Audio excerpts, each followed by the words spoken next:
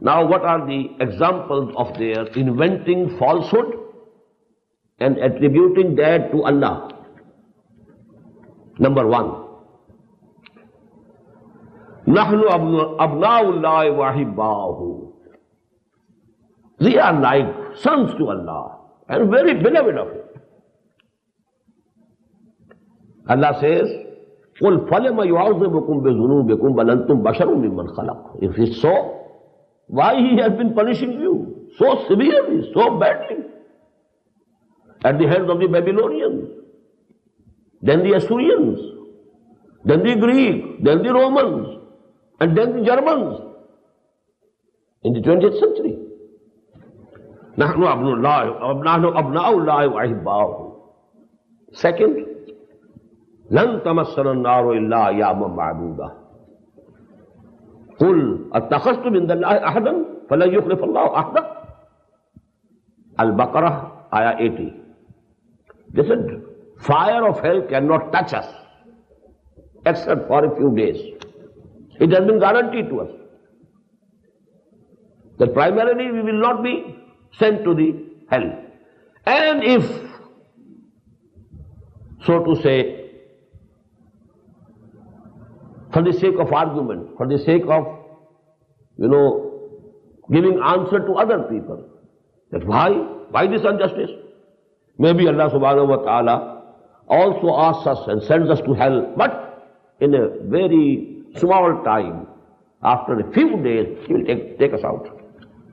لن تمسنا النار إلا أياما معدودة and لن تمسنا النار إلا أياما معدودات. 2 verses in the Quran, 2 ayat. And I told you important subjects in the Quran are discussed at least twice. Quran says, قُلْ أَتَّخَذْتُمْ مِنْ اللَّهِ أَحَدًا. O Muhammad, ask them, have you some agreement with Allah?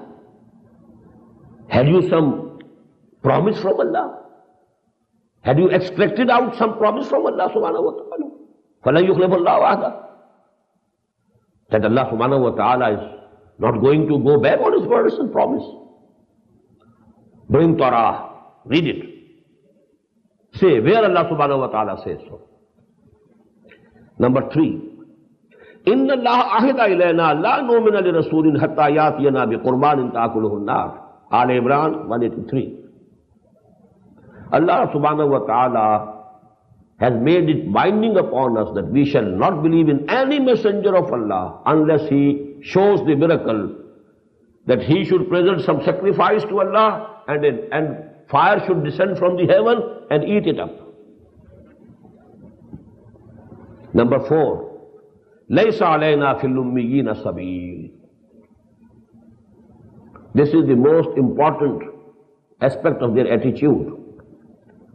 We are not going to be blamed if we do any wrong or injustice to the Gentiles. Ummiyin, Gentiles.